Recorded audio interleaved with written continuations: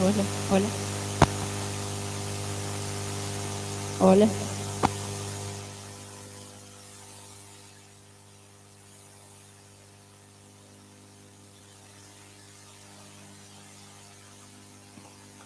Hola.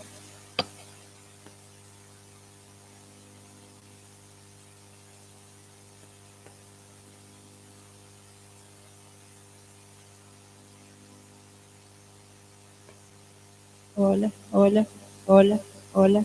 No se escucha, ¿no? No.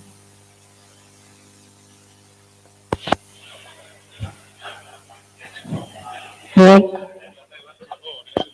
sí, ¿qué toca? ¿No está muy fuerte ahora? Hola.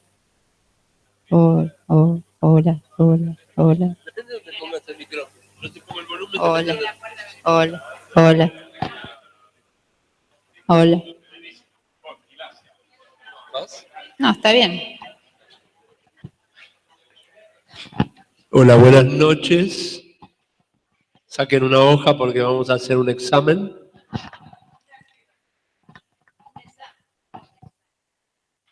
Lo dije en castellano. Un examen. Oh. ¿Te lo doy?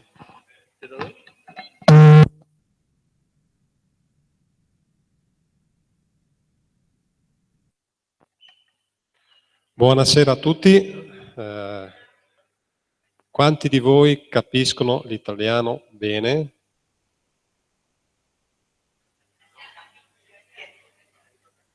Ok. Quanti di voi capiscono il friulano? Non tutti, vedo. Ok. Capiscono, non parlano, capiscono. Ok. Io intanto mi presento. Buonasera a tutti, io sono Fausto Del Pin, sono friulano e sono venuto qua a Buenos Aires per motivi di lavoro, per cui ho conosciuto dopo Edoardo, giusto? E abbiamo parlato di quello che faccio, ho detto che sarebbe bello presentare quello che stiamo facendo e più ha scoperto un segreto, che io studio friulano in maniera approfondita, per cui faccio ricerca etimologica. Cosa vuol dire etimologica? Studio la radice delle parole.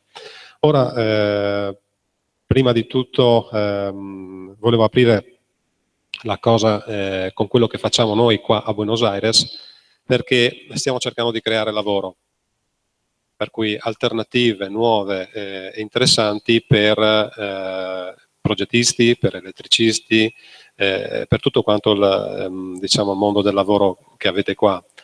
Siamo venuti qua, abbiamo incontrato la Camera di Commercio di Buenos Aires italiana, abbiamo avuto la possibilità di parlare con il comparto del Ministero della Difesa per quanto riguarda tre sezioni, per cui quella scientifica, quella ingegneristica e quella legata agli esplosivi, più il comparto che produce leggi nella vostra realtà per quanto riguarda la sezione elettrica, più altre cose, perché abbiamo inventato un sistema che nasce in Italia, per cui è un sistema di concezione italiana che è in grado di rilevare la posizione di un fronte temporalesco e salvare gli impianti elettrici ed elettronici.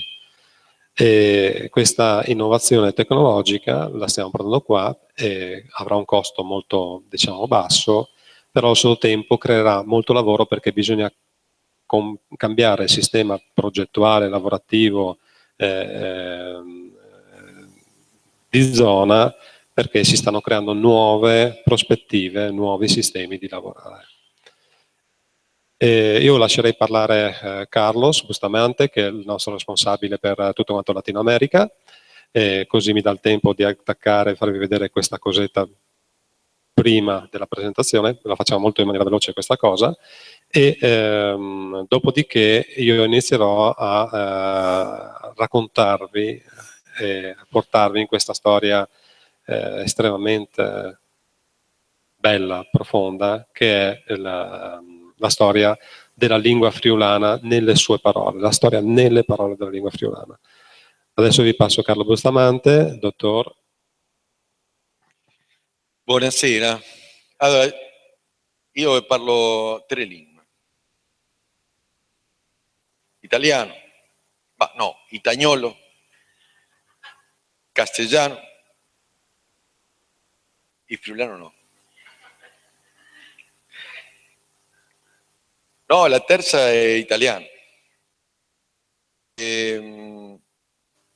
Le parlaré en castellano.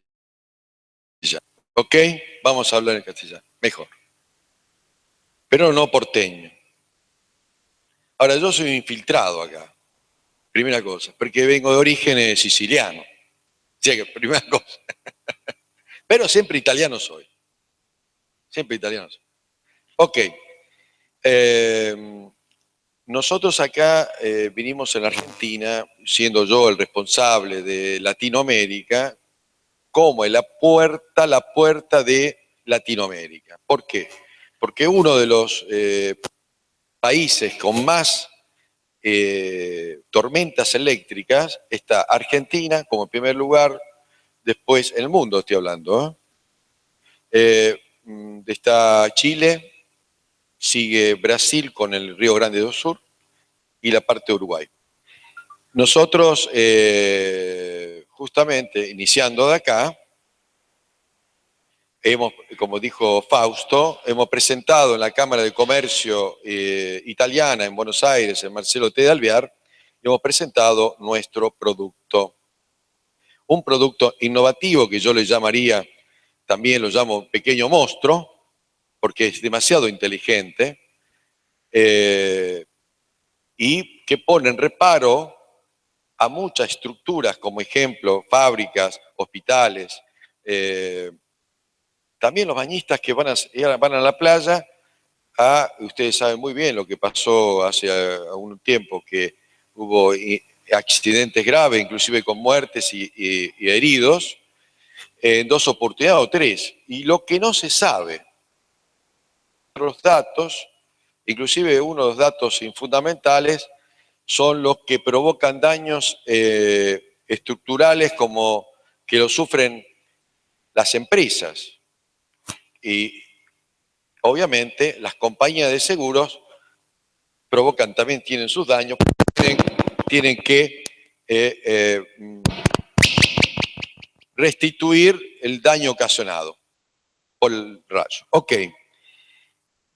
En esta ocasión, nosotros en la Cámara de Comercio hemos juntado a todos los sectores, como dijo Fausto, la compañía de seguro, el importador, el que vende materiales eléctricos, el distribuidor y demás. Y nosotros ahora le vamos a mostrar cómo funciona esto, si no explote esto y cae un rayo ahora.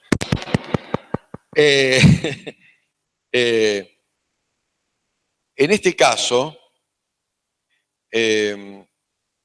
lo que hace este sensor que va arriba de la estructura, que después lo vamos a mostrar, visualiza un frente de tormenta eléctrica a más de 40 kilómetros. 40 metros. Más de 40 kilómetros. ¿Cuándo se va acercando? Porque las tormentas pueden ser de frente, pueden llegar, como me dijo una geofísica argentina, muy conocida, inclusive mundialmente, dijo, Argentina tiene una particularidad, que puede llegar a las tormentas al mismo tiempo, por atrás, por adelante, por el costado, es impresionante. Entonces dice, y nosotros le dijimos, ¿cómo hace para individualizar este frente de tormenta? Muy fácil. No se tiene que mover. Este sensor lo posiciona y luego ve 40 kilómetros alrededor. O sea que la tormenta más cercana, que puede ser a 20 kilómetros, o se va acercando y está llegando a 15, está llegando a 10, a 8, a 6, aísla totalmente todo el sistema eléctrico de la planta. Manera de entrar. Normalmente nosotros conocemos que puede entrar por la línea telefónica y por internet. También aislamos esto, porque el pequeño monstruo también hace eso. Aísla el sistema eléctrico, aísla el sistema telefónico, la línea telefónica e internet. No hay manera de entrar. Es como si le poníamos un paraguas arriba. Un paraguas, somos un rayo, ¿no? Pero hagamos cuenta que sería esto, protegiendo totalmente todo el sistema porque no hay manera de entrar. Una vez que veamos cómo Fausto va a hacer una simulación de un frente de tormenta, siempre y cuando que no haya ninguna interferencia acá adentro. No, la verdad, usted se ríe, pero es así. La interferencia podemos hacer. Las tormentas se están acercando. Ahora, esto es un software que va justamente instalado en el computer, en la computadora, que a la vez, teniendo con este producto, puede ver cómo viene la tormenta. Pero esto para verlo, porque no necesariamente cuando usted no está en la fábrica, por ejemplo, ningún empleado está cerrada, también lo hace, trabaja en automático, no hay que... Otra razón también, inclusive, es que cuando existe este problema de las playas, de los lugares abiertos, como el golf, las canchas de golf, uno con el app, cualquiera tiene el celular y sabe que existe una app que lo descarga con nuestro sistema.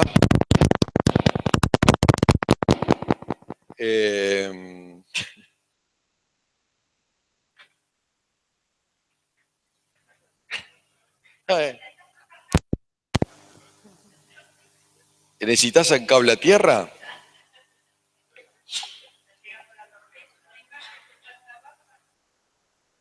Por las dudas.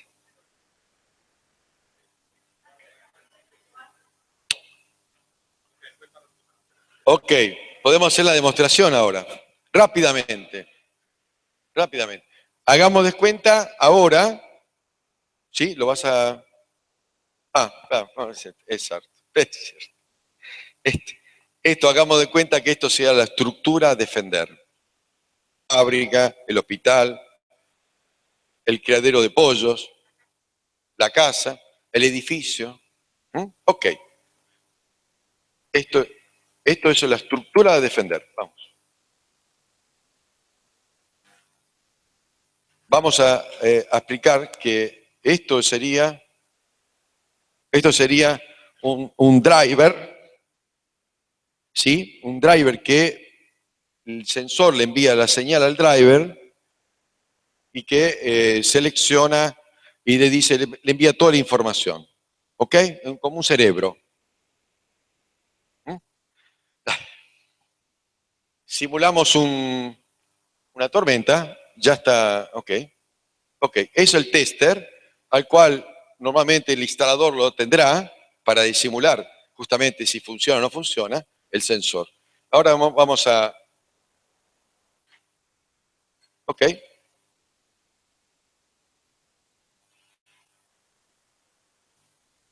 ¿Todavía no?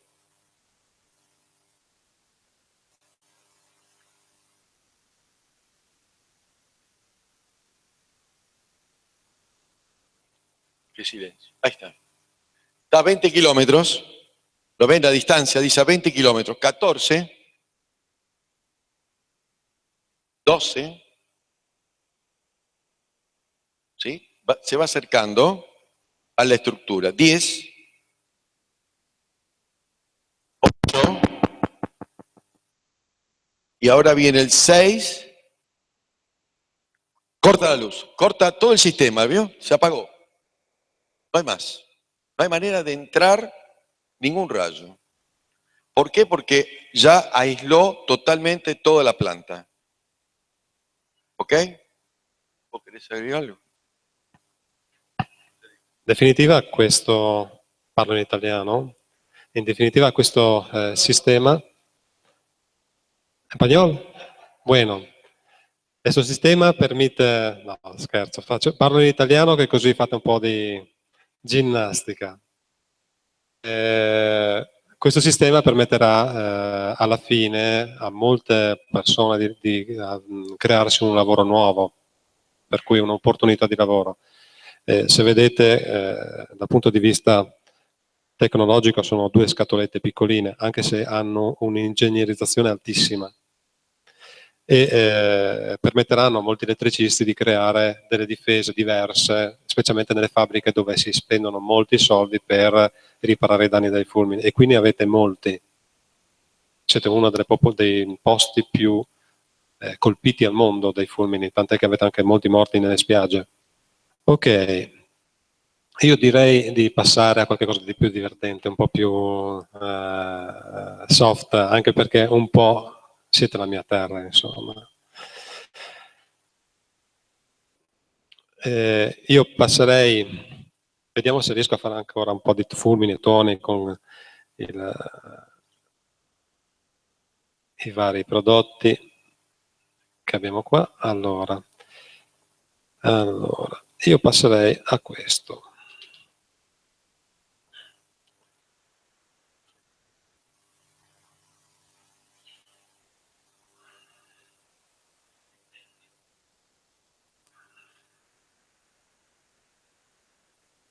Allora.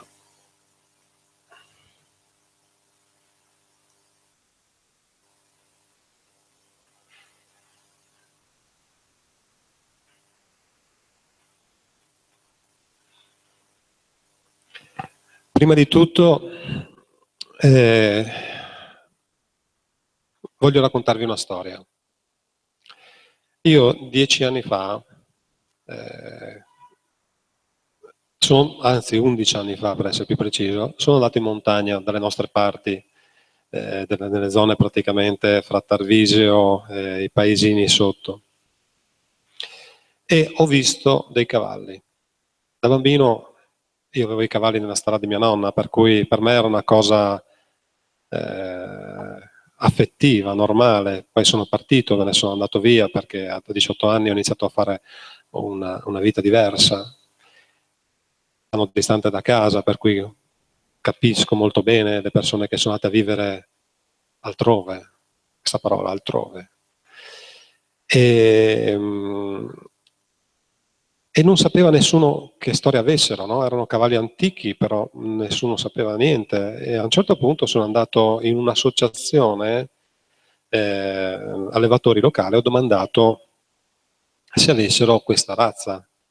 E loro mi dicono di sì, è una razza locale, è una razza in via di estinzione, è una razza che non c'è più qua, ma la usano per far carne. Come far carne? Se è in via di estinzione è da folli. No, ho pensato, sicché ho iniziato a cercare. E nel Friuli questi animali si sono estinti nel 1931, il Friuli contava 50.000 cavalli. Era una cosa normale, venivano utilizzati per lavorare la terra, la gente ci soffriva col cavallo, ci viveva, no? Aveva un rapporto molto intimo, molto personale. Erano come i cani, la stessa cosa, c'era un rapporto d'amore, di fatica, no? Le storie si basavano sui cavalli, sui buoi, quello bravo, quello che faceva più lavoro, quello forte. Tutti avevano il cavallo migliore. E così ho cercato di capire dove venissero. Ho scoperto che in Austria li custodivano ancora. E così un giorno ho deciso con mia moglie di andare a fare il viaggio di nozze in Austria. E abbiamo contattato l'associazione austriaca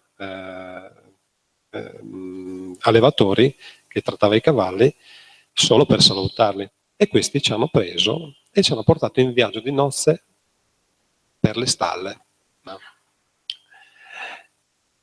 Però era il periodo che erano nati i puledri, per cui noi abbiamo visto questi animaletti stupendi che nascevano, sgroppavano, correvano e ci siamo innamorati di 2 cavalli che abbiamo preso e comprato e portato a casa. La cosa strana è che a un certo punto abbiamo incontrato una persona molto, molto importante, che è un diciamo, veterinario, scrittore, una persona molto erudita in Austria, che studiava questi cavalli e la loro genetica. Che non possiamo farlo anche noi? È venuto fuori un bando, da noi danno delle agevolazioni ogni tanto per chi fa degli studi, fa della ricerca, e abbiamo preso questo bando per fare una ricerca storica, no? Per cui abbiamo tirato fuori le ossa dei musei, dei cavalli antichi, quelli che stavano a 1700, 2000, 2500 anni fa, no? Presenti nel nostro territorio, abbiamo estratto il DNA e abbiamo fatto uno studio di comparazione con i cavalli esistenti ed è uscito fuori che quei cavalli lì stavano lì da sempre. Stavano lì da sempre, nel nostro territorio erano da sempre. Per cui da quando prima dei Romani, prima, per cui stiamo parlando di oltre 2000 anni fa, no, oltre l'arrivo dei Romani ad Aquileia. E cercando di studiare la storia di questi cavalli sono inciampato nelle lingue antiche. E lì piano piano mi accorgevo che con il mio friulano dire cosa c'era scritto in testi antichi era una cosa strana. Così poco a poco la parola Ka-Ap, che era sanscrita, per cui all'origine da dove partiva la storia di tutta quanta la celticità, quella che è intervenuta prima dei Romani. Vedete quella macchia rossa? No, io l'ho tirata giù da internet perché qua non ero preparato, tutta la roba a casa, vi avviso, per cui cerco di fare un puzzle di quello che è la situazione. La macchia rossa, è partita la presentazione, aspettate un momento che la fermo, pausa, tac, tac. La macchia rossa è da dove sono partite le lingue, no? Da dove le popolazioni si sono allontanate da quella zona e le lingue si sono distribuite, sono cresciute nel tempo, ognuna per conto suo. Cosa succede? Che le lingue che arrivano dal basso sono quelle che hanno fatto più confusione nella nostra cultura, diciamo, friulana, perché chi era il dominatore diceva è la mia lingua d'origine. Ad esempio, mater in latino, no, poteva essere qualche cosa che assomigliava a Mari, friulano. Però il matir celtico e Marie e Mari celtico considerato. Per cui una parola che nasce dalla struttura celtica. E cercando mi sono accorto che c'erano molte parole che erano separate. No? Creando delle cose un po' strane, no? Anche qui, poi in Argentina mi sono accorto che anche voi avete delle parole che sono simili, dopo ridiamo un po' su questo. Cosa succedeva? Che questi transiti creavano delle diciamo, matrici. In tutta l'Europa, partendo dalle parti, vediamo se riesco a indicarlo, partendo dalla parte alta qui dell'Inghilterra, l'Irlanda, tutta quanta la parte francese, Spagna, e tutta quanta questa zona qui che arrivava praticamente ai confini con le zone germaniche. Vediamo se ho una slide che mi può aiutare.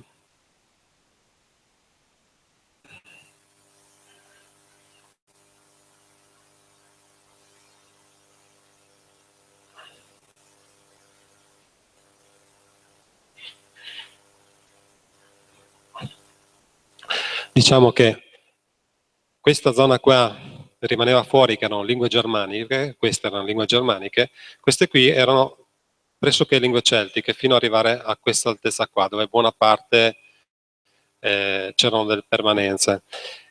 Sto parlando in linea generale, perché ogni periodo c'era uno slittamento, per cui in senso completo diventa molto complicata la cosa. Cosa succede? Che la cosa che sono venute fuori è che, ad esempio, in Irlanda dicono per dire sasso clap. I friulani per dire sasso dicono clap. E allora c'era qualcosa che non tornava, no? Per cui se io parto da questa zona con una parola che è khap, che significa correre veloce, correre, khapal, correre veloce, diventa chaval e kapal e cabaggio. Per cui la lingua originale crea tutte quante delle lingue di, diciamo, di struttura, di sottofondo, che danno la possibilità di capire cosa succede. Nello spagnolo e nel friulano ci sono molte parole simili. Ridendo, con la signorina là dietro, l'altro giorno abbiamo parlato del pedot friulano e del pedo spagnolo. La cosa simpatica è che il fagiolo, no, voi qui in Spagna usate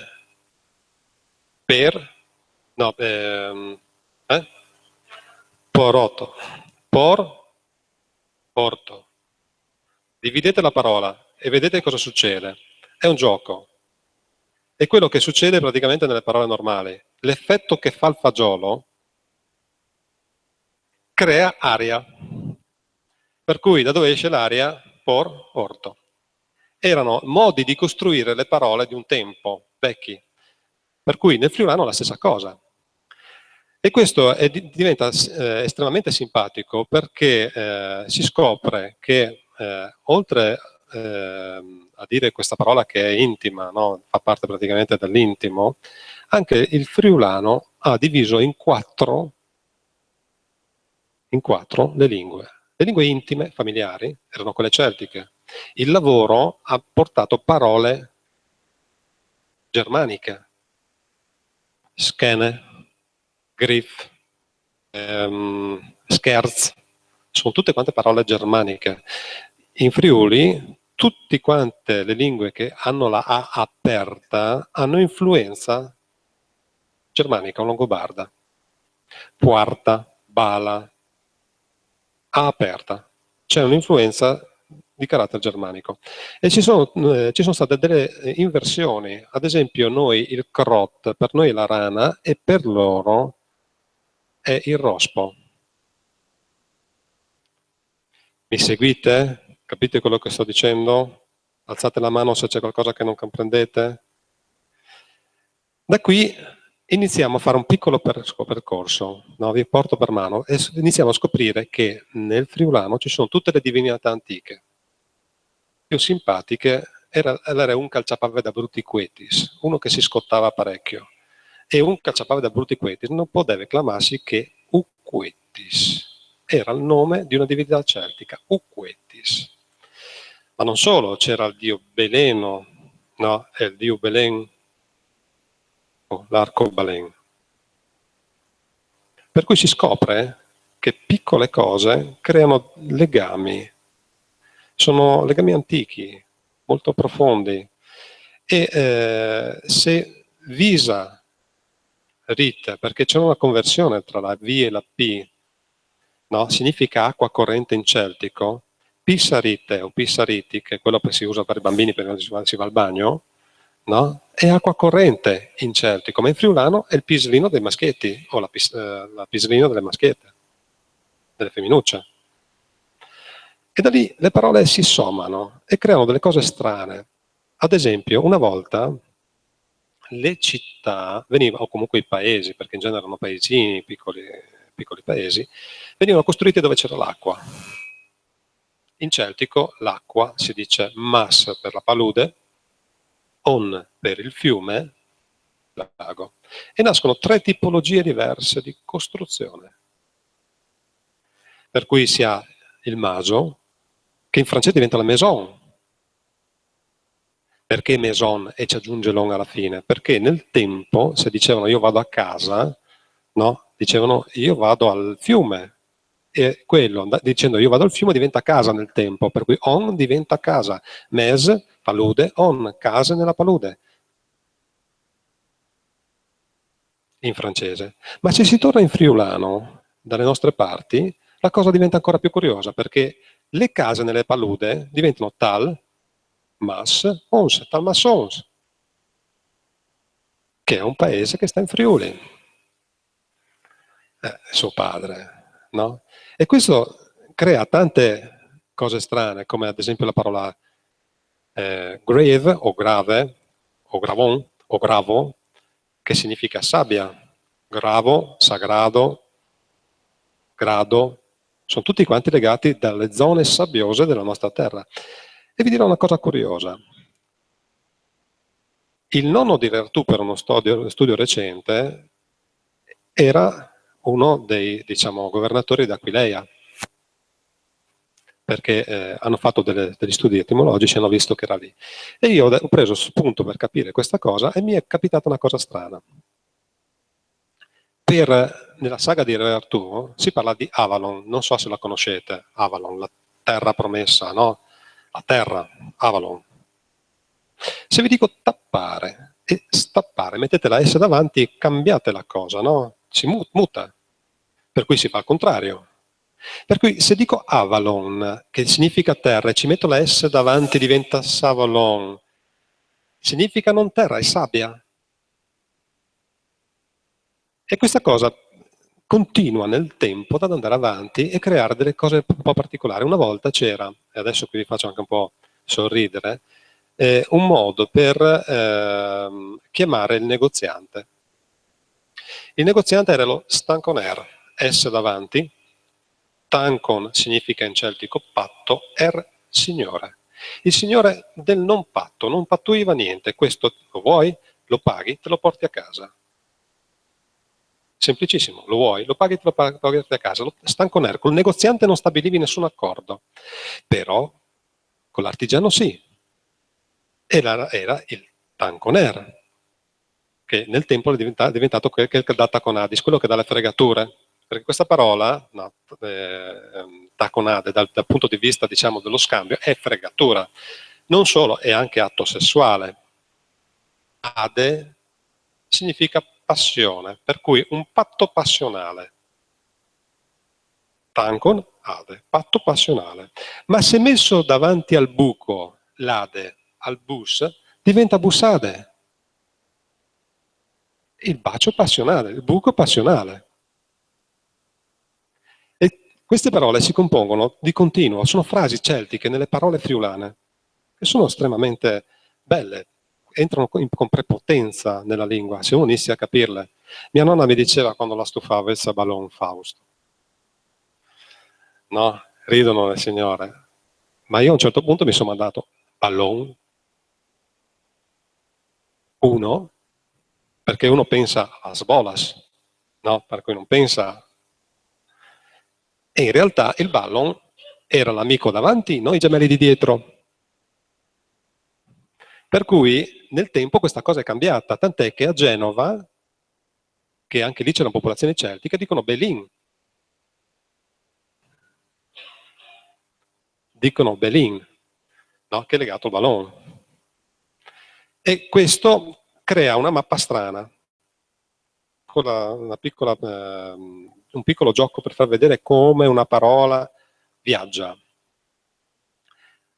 In termini grezzi, in Toscana, i genitali delle donne vengono chiamata topa, no? Per cui, tipo il topo, quello con la righetta sulla schiena, che viene chiamata topa. La cosa curiosa è che se si va a prendere la Liguria, viene chiamata mussa, ma in latino il mus è il topo. Ma siccome noi abbiamo l'asino che è color sorcino, color del sorcio, del topo, lo chiamiamo mus, come i latini. Però se andiamo in Inghilterra lo chiamano mouse, giusto per capire che giro fanno le parole. Per cui la popolazione latina hanno portato una parola che ogni popolazione ha deciso come volerla gestire.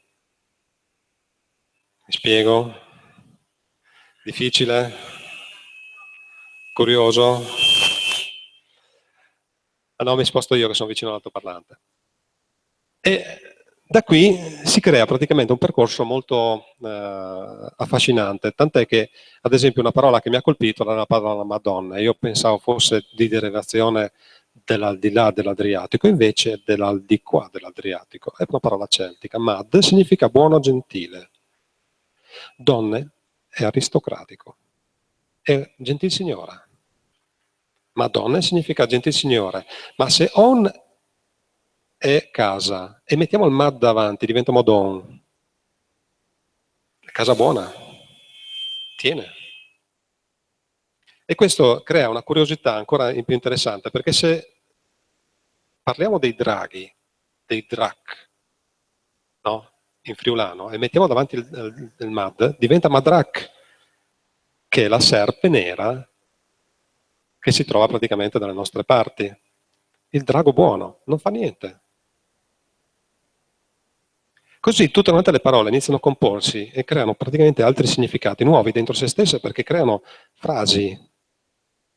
Per cui se la palude è mas, chi pulisce la palude? Masanette. Mas a nette. Mas, palude, pulita, nette. Masanette. Masanette è il granchio per i friulani. Ma se le costruzioni che ci sono nella laguna nostra, no, si fossero chiamate mason, sarebbe normale. Poi sono arrivati i veneti e sono state cason. E questo ha creato un salto linguistico, però era quello, quella è l'origine.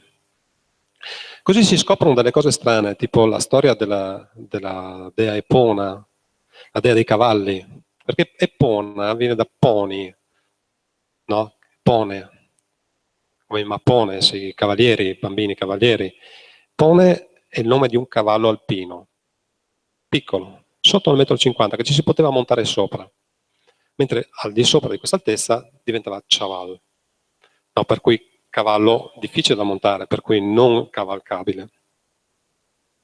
La dea Epona aveva una caratteristica particolare, fra tutte le dee europee era quella che veniva amata dai bambini. Era quella che portava il vecchio anno a morire. Come lo faceva? Lo faceva saltando un fuoco, no? Che era il fuoco del dio Beleno, Beltane. Per cui saltando, Beltane, Beltane, Befane, Befane, Befane. Nel tempo è mutato. E gli ha lasciato il nome di quel vecchio dio, prendendo un altro nome, perché questa donna aveva la calza da notte, il Chalzut, che noi abbiamo ancora dei folletti che vengono ricordati per questa caratteristica, la calza da notte, il Chalzut. La bassa friulana c'è il Chalzut, lo Sbilf, il Chalzut. E questa calza veniva riempita di doni e veniva rappresentata come cornucopia nelle iscrizioni che riconosciamo oggi nell'archeologia normale. Questa calza portava i doni ai bambini, per cui era facile ricordare questa cosa. E quando lei saltava il fuoco di Beleno, che dalle nostre parti si chiama Pignarol, Pia e Roll, accendere la quercia. Saltava questo fuoco, portando il vecchio anno a morire. I bambini poi, quando il fuoco scemava, andava giù, prendevano le braccia ardenti e le portavano a casa per accendere il focolare, perché era una festa. Per cui i bambini prendevano il carbone. E da lì la storia dei bambini che ricevevano il carbone o i regali, a seconda della situazione, con questa dea che saltava questo fuoco per portare diciamo, il vecchio anno portava a morire. E la cosa bella è che nell'intimità, a un certo punto, Beleno era il dio del sole, il dio del territorio, e aveva come contrapposta la luna, no, Belisane, detta Bisine dalla popolazione, che diventa l'intimità femminile, le mie Bisine, no, la mia luna, la mia stellina, era un vecchizzativo puerile, molto bello per indicare i genitali di una bambina, come si potrebbero indicare i genitali di una bambina in modo affettuoso da genitori. E lì si scopre che tutto quello che è la rappresentazione, diciamo, celtica è di un'educazione sconcertante. erano estremamente educati, non avevano volgarità, sono arrivate dopo. Sono arrivate dopo con i latini, con la lingua latina. Infatti il termine del genitale della lingua latina è frizze, che ha un significato tecnico, che deriva da frizione, cioè tu fai funziona, per cui rientra in un contesto completamente differente, era un po' una presa in giro. I latini avevano anche una caratteristica particolare, romane. Le prime Olimpiadi mondiali fatte in Grecia con le bighe romane l'hanno vinte i friulani, poi alla fin fine, perché era una zona che veniva definita venetica, friulana, ma erano i friulani poi alla fin fine a correre con le bighe romane. E l'hanno vinte, tant'è che è rimasto nel termine, che prendevano in giro praticamente i nemici, no? Dicendo, usando praticamente, diciamo, indicando i propri genitali, perché bighe sta per bigiogae, in greco, ha giocato a due, un gioco con due cavalli. Se i due cavalli erano due coglioni, avete capito il senso praticamente di come li prendevano in giro. E questa cosa è rimasta nel tempo, no? Di conseguenza sono diventati i genitali maschili in maniera volgare. E presentato in molte occasioni nel friulano, però rimanendo diciamo, isolato nella parte più amministrativa, per cui atti pubblici, documentazione, perfino la Chiesa parlava in friulano durante le messe, per cui c'era una difficoltà a introdurre altre realtà. La cosa curiosa era che dicono tutti, no, in Friuli, però in realtà Celti deriva da celato, nascosto. Era gente che sapeva nascondersi, perché Friuli era tutta palude, era tutta quanta arbusti, era tutta quanta zone dove ci si poteva nascondere molto bene.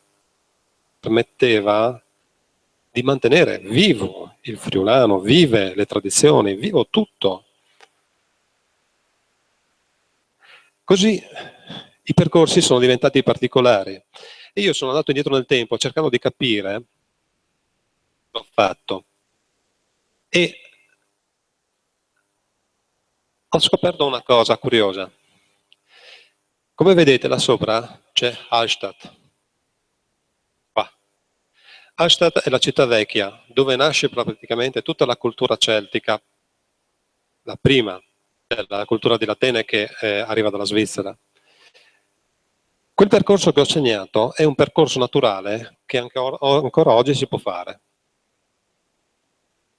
E parte dall'Austria e si può tranquillamente scendere. Quello che ho scoperto è una cosa carina.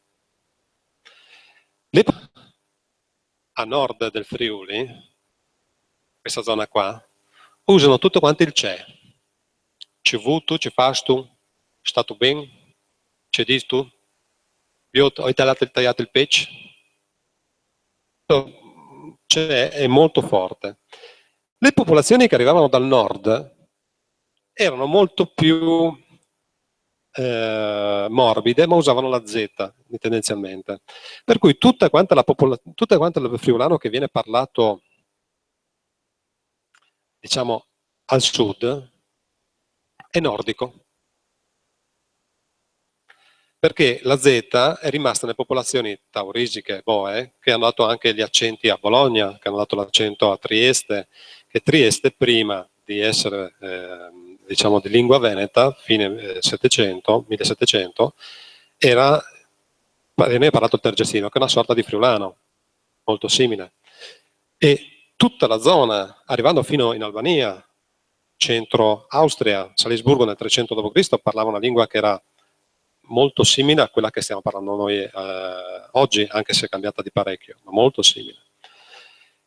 E alla fine si sono creati tutti quanti i presupposti per capire cosa è successo nel tempo, come si sono sovrapposte le realtà diciamo celtiche. Come potete vedere, dal nord, manca la parte irlandese, tutte quante quelle che sono tracciate erano più o meno le popolazioni che stavano un tempo. Qui sono elencate poche, 213 sono in totale. Una lingua molto importante, Cesare diceva, ci sono due lingue che vengono parlate per la fin fine, quella germanica dei Belgi e quella dei Galli, i Celti. Cosa curiosa è anche come venivano mal interpretati. Allora, c'era una popolazione che la chiamava Galli, che derivava da Galati, che significa bianco, Galatos, perché c'era il vizio di usare la cenere per disinfettarsi. Infatti i Celti sono stati i primi che hanno inventato i prodotti intimi di pulizia attraverso la cenere. Per cui il primo prodotto intimo di diciamo, sanificazione è di pensiero celtico, come di pensiero celtico sono i ferri di cavallo inchiodati sui piedi dei cavalli. Abbiamo per cui creato un popolo che ha occupato un territorio, ma non lo ha, perché non c'era il concetto di proprietà. L'hanno importato i romani, il concetto di proprietà, questo è mio. I Celti, essendo popolazione di cavalli, avevano lo stesso concetto dei cavalli. Cos'è la proprietà di un cavallo? Quello che sta giusto sotto i piedi, poi mi sposto un'altra roba sotto i piedi. Non c'era un senso di territorio, c'era un senso di territorio da proteggere solamente per il discorso da comer, mangiare. E di conseguenza si spostavano per trovare nuovi posti per mangiare, ma non perché avessero una mania del territorio. Dopo, con i romani, hanno capito che gli altri dicevano questo territorio è mio e hanno iniziato a cambiare anche loro filosofia, prima non ce l'avevano questa. Quello che colpisce è il fatto che ci siano molte affinità. Ad esempio, un militare, un suo superiore dice "My sir" in inglese, io vado dal marito, dal papà di mia moglie e dico "mi sir". È così, rimane, no? Sono cose che rimangono, fanno pensare. Io uso il steak, vado da un inglese, lo uso il stick. Ci sono, ma non al drink, e allora bevi il drink. Umbrella? Umbrella inglese, umbrella in furlan.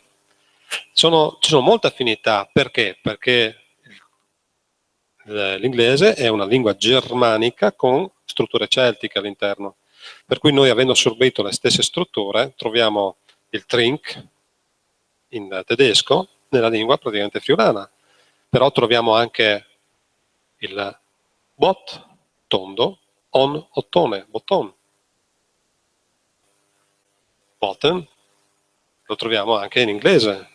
Bottle, bottiglia, lo troviamo anche in inglese, perché bot è proprio il significato tondo in celtico. Per cui, pian piano, parola dopo parola, iniziamo a creare una struttura curiosa. Ad esempio, la cueva, niente di differente dal cove, che è la cova dove covano le galline. Sono legate, perché fanno parte della stessa struttura linguistica originale. Così, se andiamo a cercare il percorso che abbiamo visto prima, vediamo un po' se lo troviamo.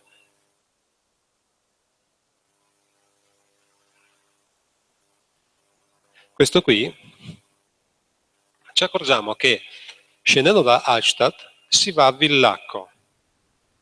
Villach è Austria.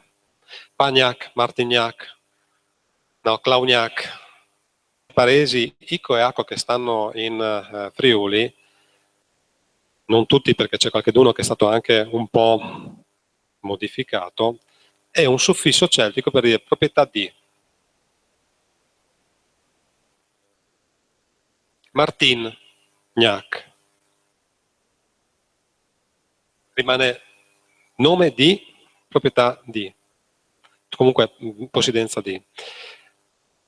E che avendo costruito le costruzioni che dicevamo vicino all'acqua, no, queste costruzioni hanno preso dei nomi che conosciamo abbastanza bene, no, tipo che sono i castellieri. I castellieri sono le prime costruzioni celtiche che hanno dato poi anche, diciamo, nella fantasia della gente, hanno creato come il Drac di prima, il Madrak, il drago buono, no? Hanno creato delle fantasie. Perché il drago sputa fuoco e vola?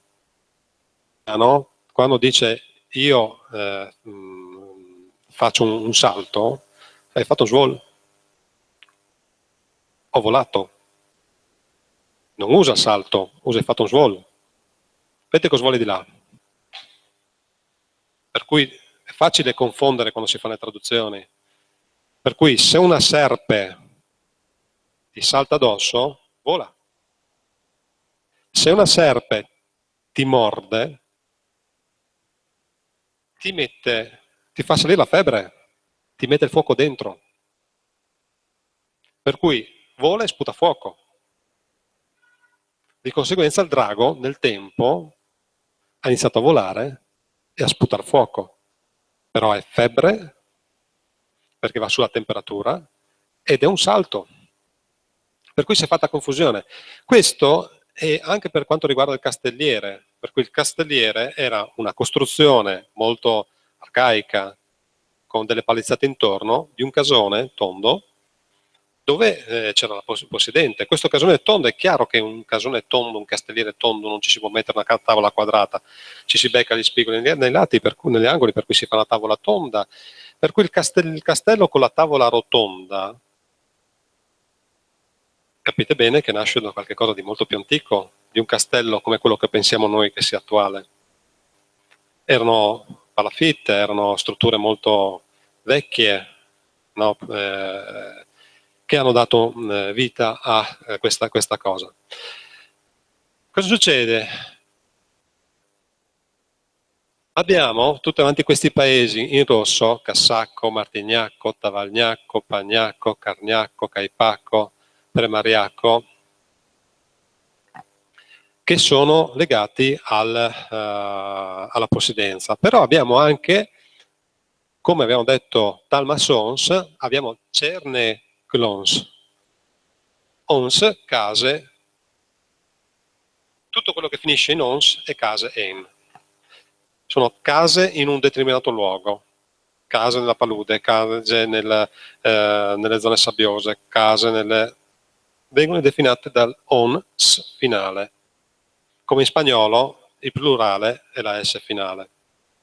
Per cui se la S sta davanti diventa al contrario, se la S sta alla fine diventa doppio o comunque maggiore. Erano molto semplici nel modo di costruire le parole. Quello che troviamo, possiamo vedere Gradischiuta, e Ars, no? È vicino. Ar è vicino, significa vicino, per cui vicini o vicino, ar finale. Per cui se io dico Zarviese, ciliegia, e dico Zarviesars, ciliegia è vicino. Dico Piore, no? Pioris, Piorar, Piorar vicino alle Piore. Per cui è quella persona che sta vicino alle Piore. Dovete sapere che Pior in celtico significa tosare. Per cui le pecore erano tosabili, non venivano chiamate come pecore, venivano chiamate tosabili, per cui rimane una parola antica che aveva un significato pratico. Per cui quando andiamo a cercare le professionalità ci accorgiamo che veniva sempre messo il nome, il vezzeggiativo alla fine, oppure veniva detto a che cosa stavano vicino. Un elemento per dire sta vicino a questo comparto lavorativo, il piorar, no? Oppure sta vicino il chariar. Dove sta? Vicino al carro. Mi spiego? Allora lì si creano praticamente delle logiche che danno delle spiegazioni di come si costruisce nel tempo delle parole che poi sono frasi. E la cosa simpatica sta nelle professioni che poi sono raggiunte dopo. Ad esempio nel longobardo il mariscalco era il garzone, lo scudiero, non era il maniscalco come lo conosciamo oggi. Però il maniscalco poi ha preso il termine e ha, diciamo, cambiato l'orientamento, per cui quella parola è stata portata in un contesto differente e ha dato origine a qualcosa di nuovo. Mentre il periodo, quando si correva con le dighe romane, prima un periodo molto vecchio, no, nascono delle terminologie come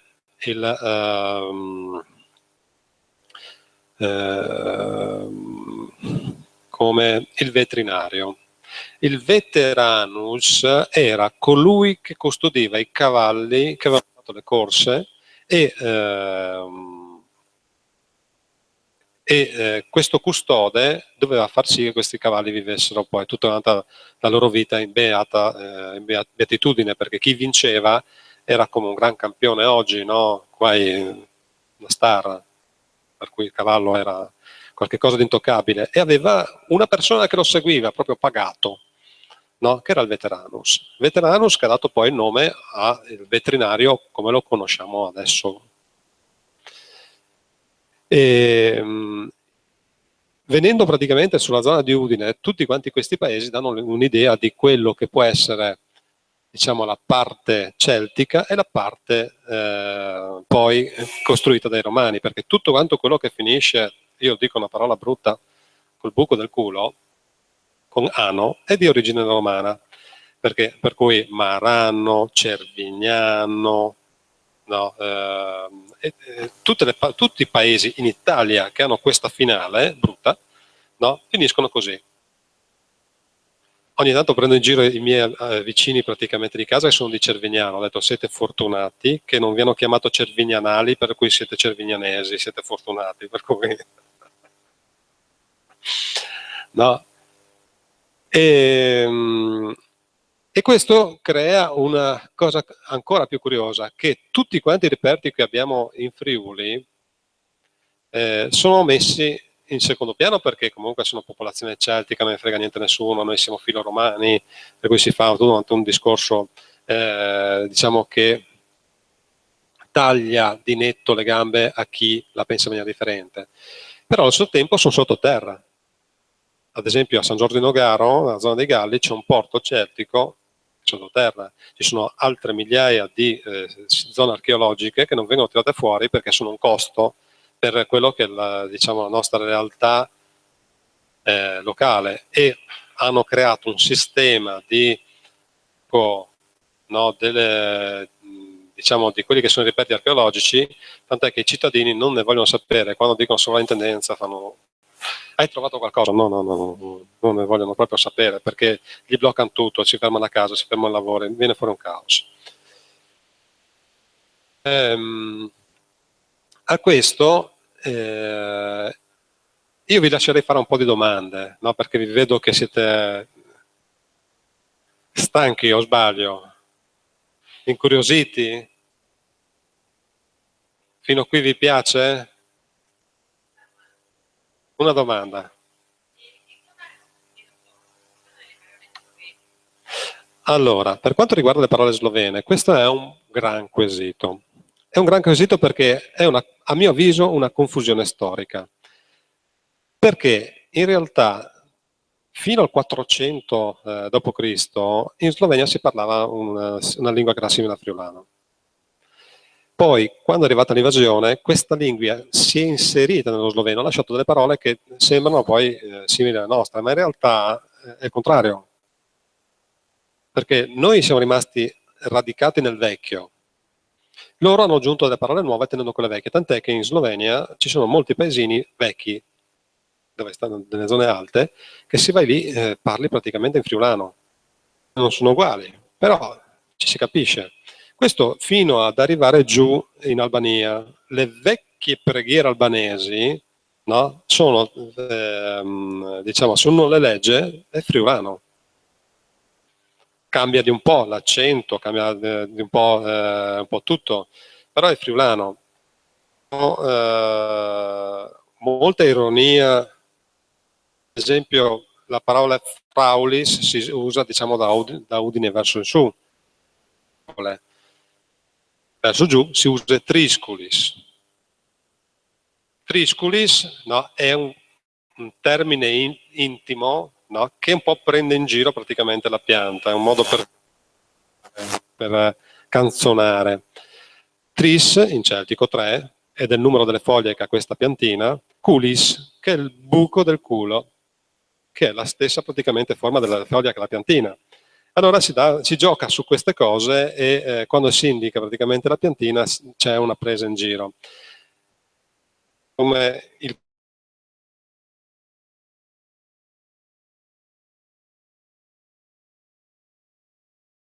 praticamente al lato del culis, per cui culatis. Come mai siano derivate? Sono due parole, no? Per cui rimangono nella lingua. E purtroppo le parole intime sono quelle che sono più, diciamo, prevalenti, preponderanti. E altre domande?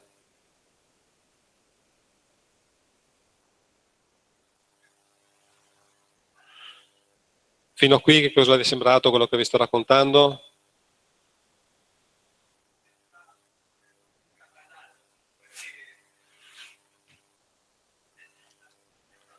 Il friulano e il catalano sono vicini per questo motivo qui, perché le popolazioni che si sono distribuite, no, in tutta quanta Europa, questo ad esempio è un periodo, ma non è l'unico, perché se noi andiamo a vedere questa struttura qua, vediamo se la faccio vedere, che è un'influenza praticamente più antica ancora, per cui si va a radicare in tutto quanto il territorio. Per forza di cose, o una parte della Spagna o l'altra, o anche la parte portoghese, sono molto influenzate da questa lingua antica. Ripeto, messe vicino la Bretagna, per cui la parte alta della Francia, l'Irlanda che hanno conservato ancora il celtico, la Caledonia, per cui la zona scozzese, il Friuli, la parte alpina che sta nelle zone ladine di Bolzano e affini, la parte dei cantoni svizzeri dove si parla praticamente il ladino, comunque una lingua ladina, sono tutte quelle che hanno conservato ancora le parole d'origine. Di conseguenza, attraverso queste, io mi sento di dire, oggi dopo aver fatto tutta questa ricerca, che possiamo avere una buona struttura per capire come si siano formate le lingue antiche, anche se poi il friulano secondo me è stato mal valutato.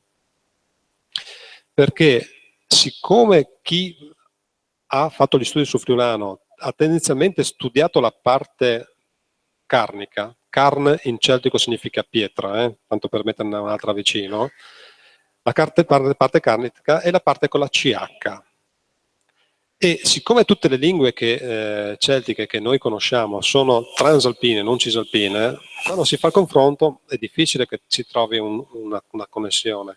Mentre al di sotto della parte carnica, no, si trova la connessione più facile con le lingue settentrionali, per cui è più facile capire. E questa cosa non è stata fatta. Per cui mi sono trovato per sbaglio a confrontarmi con queste cose e mi sono divertito tantissimo perché scoprire le storie come quella della Befana, scoprire delle storie antiche, no? Come ad esempio quella di Lignano. Lignano, molti dicevano che Lupignanus, no? La terra dei lupi, perché hanno cercato di latinizzare tutto e per tutto. E sono andato a vedere, Lignano dopo il 1500 è nata, perché prima non c'era neanche la sabbia, i fiumi hanno continuato a portarla, ma dopo il 1500 è iniziato a formarsi. Prima c'erano delle zone che si chiamavano Lugugnane o Lugnanum. di capire, il più antico del 300-400 d.C. era Lugnanum, e ho capito che c'era un problema di interpretazione linguistica, come capita a me quando cerco di scrivere il spagnolo, che non ci azzecco neanche proprio su una cosa vergognosa. Lugnanum e Luclanum sono due parole che si assomigliano moltissimo. Nel milanese, Mediolanum, per cui la parola celtica lanum è medium, in mezzo al piano, rimane diciamo conosciuta.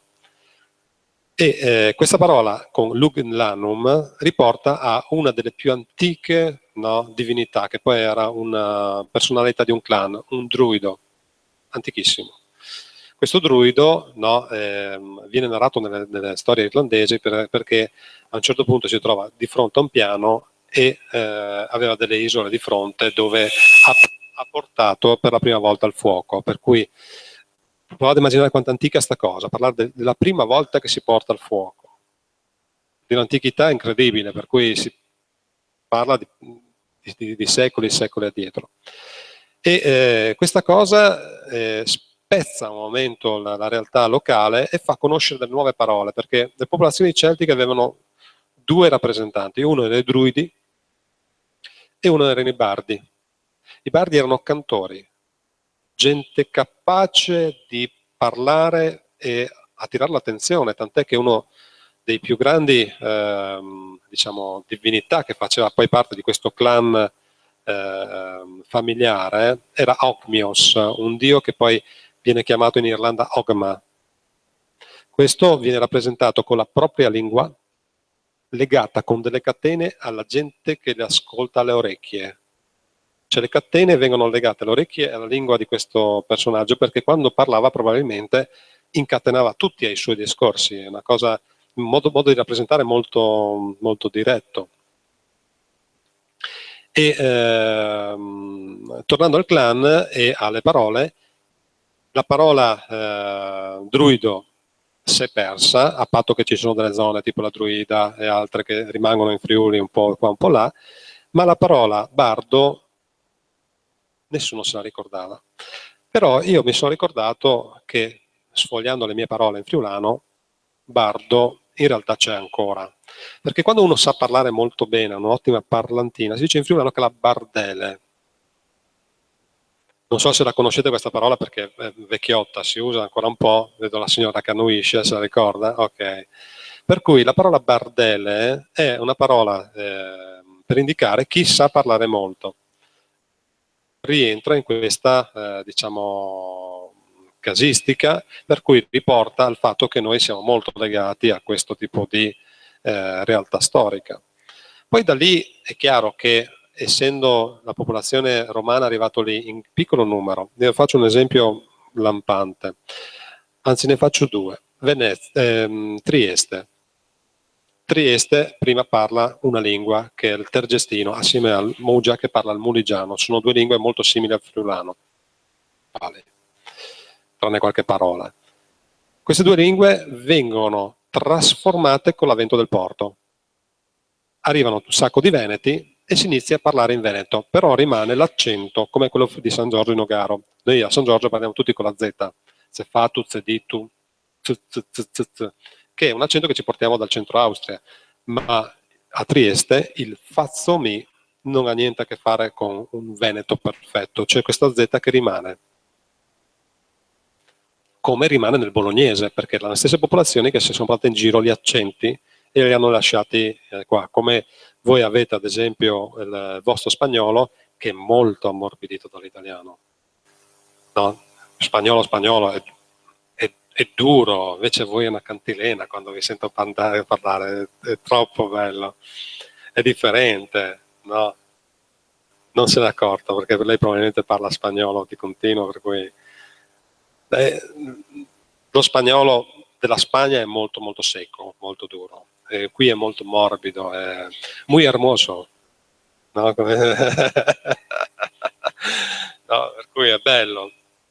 E tornando al discorso praticamente delle divinità, rimangono Per cui abbiamo visto che è rimasta la dea Epona, è rimasto il dio Veleno con l'arcobaleno che ce l'ha portato avanti anche in italiano, è rimasto il dio Uquetis, sono rimasti il dio Lug che ce l'abbiamo in un lignano, no? Rimangono anche i dei pagani di diverso tipo, quelli germanici. E quando sono arrivati i Longobardi hanno portato anche loro un po' di roba, no? C'avevano Thor, quello della mazza, quello del tuono, e hanno pensato bene che la prima cascata che faceva un bel rumore di chiamarla Tor, il fiume Tor, il Torre, poi definito poi erroneamente dagli italiani. E gli italiani hanno trasformato tutte quante le parole originali come gli stava bene a loro. Udine, Odin, no, Udine con la E finale. Cosa serve la E finale? Odin deriva praticamente dal germanico Odin, Odino, per cui riguarda una divinità germanica. E questo crea un sacco di confusione, no, sulle parole, per cui anche quando si porta la storia ai ragazzi che vanno a scuola, da dove nasce Udin? Oh, non si sa. Quello che vi sto dicendo io adesso non l'ho neanche detto in Friuli, lo sto portando per la prima volta qua perché sto aspettando di finire la cosa, è una cosa, diciamo, è un regalo in amicizia, no?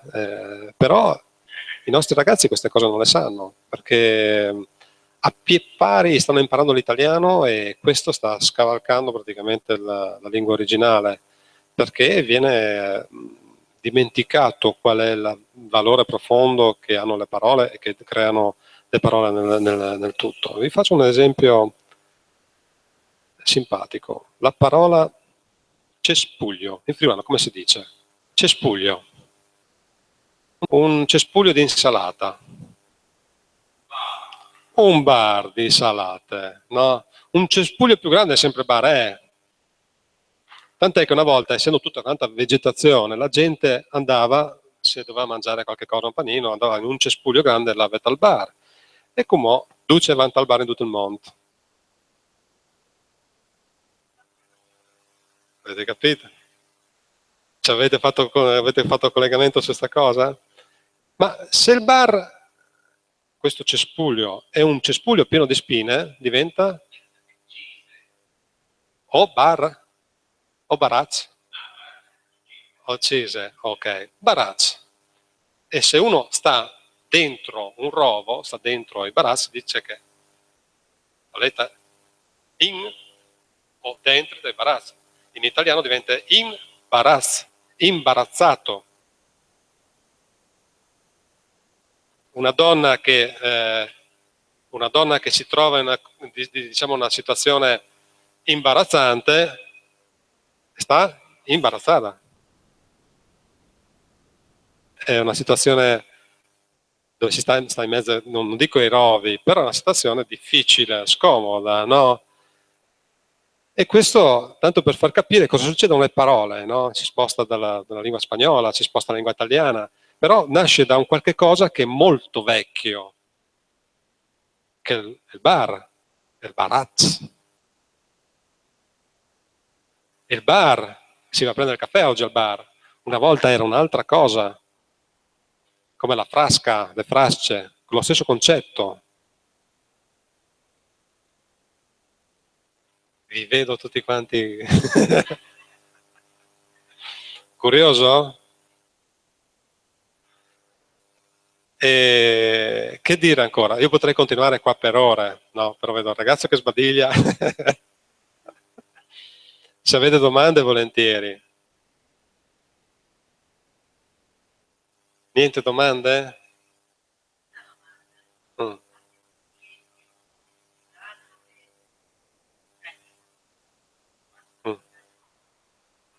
Da parecchio che lingua al friulano, sì.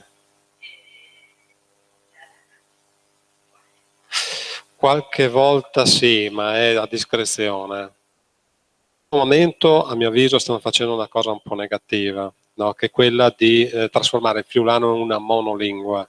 In realtà ogni paese, ogni zona ha delle caratteristiche molto antiche che andrebbero preservate tutte, per cui a mio avviso ognuno dovrebbe insegnare il suo friulano ai ragazzi. Questo non lo si fa, si cerca un po' di, ma come dico, lo dico con la A, uff o off, no? alla fine si crea praticamente questa anomalia che crea diciamo una friulanizzazione di tendenza. Dipende dall'insegnante, ognuno porta a casa sua il suo friulano perché dice questo è giusto. Anche il vocabolario, a mio avviso, contiene molte parole che sono ingrate al sistema, perché se uno deve fare un'analisi, no, come quella che ho fatto io, bisogna andare a cercare in più paesi come dicono la cosa, vedere che radice ha e poi creare praticamente la parola che nasce, dove si sviluppa. Come il discorso delle trisculis, si usa dappertutto, no? Tutta la bassa lo usa, però superata una certa zona non si usa più. È un termine che entra in disuso, come il qui calabardele, è entrato in disuso. Sono termini che però andrebbero conservati perché giocano con la lingua, no? Giocano con le parole, creano storia. No, perché io non avrei mai immaginato che il Pignarol, per me era il Pignarol, punto, basta. Pignarol, Pignarol, dipendeva dalle zone dove si andava. L'accento non ti faceva percepire questo roll dentro, no? Questo nome, che poi, cosa curiosa, nelle schede, ad esempio delle piante, si trova Quercus robur. Questo Quercus robur, no? O comunque tante altre terminologie che sono scritte con 3-4 parole nelle piante, sono più lingue, come oggi scrivessimo in spagnolo e in italiano. Solo che la gente pensa, no, che non sia così. E un altro errore che viene fatto è prendere il latino classico e dire che quello è il punto di partenza per le parole, se le parole sono celtiche